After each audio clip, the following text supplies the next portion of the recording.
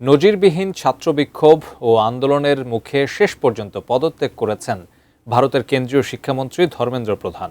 শনিবার প্রধানমন্ত্রী নরেন্দ্র মোদীর কাছে পদত্যাগপত্র জমা দিয়েছেন তিনি।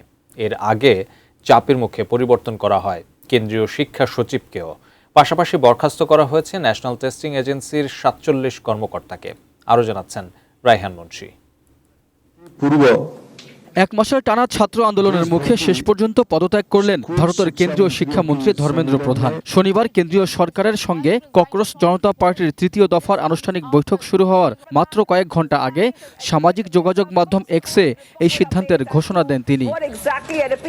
এক্সে দেওয়া পদত্যাগের ঘোষণায় ধর্মেন্দ্র প্রধান বলেন, তরুণদের স্বপ্ন ও প্রত্যাশার প্রতি সম্মান জানিয়ে তিনি এই সিদ্ধান্ত নিয়েছেন। আমি বুঝি নির্মাণের শিল্প, সালাম স্টিল বোঝে ডিউরেবিলিটি। সালাম স্টিল মোস্ট ডিউরেবল স্টিল। তিনি আরও বলেন, চলমান পরিস্থিতিকে কেন্দ্র করে কোনো রাষ্ট্রবিরোধী শক্তি যেন সুযোগ নিতে না পারে সেজন্য তিনি প্রধানমন্ত্রীর কাছে পদত্যাগপত্র দিয়েছেন।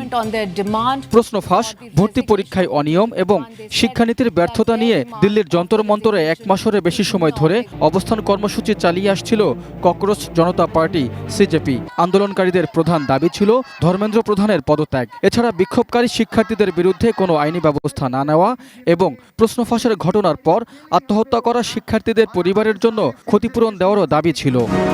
এই দাবিকে ঘিরেই অনুষ্ঠিত 2 দফা আলোচনায় শেষের 2টি দাবিতে ইতিবাচক আশ্বাস দিলেও পদত্যাগের বিষয়ে কোনো অবস্থান জানায়নি সরকার। এ বিষয়ে সিদ্ধান্ত জানাতে শনিবার বিকেল পর্যন্ত সময় নেয় কেন্দ্রীয় সরকার। তবে শনিবার সকালে শিক্ষামন্ত্রীকে অপসারণ না করলে সরকারের সঙ্গে কোনো আলোচনা হবে না বলে স্পষ্ট জানিয়ে দেয় সিজেপি।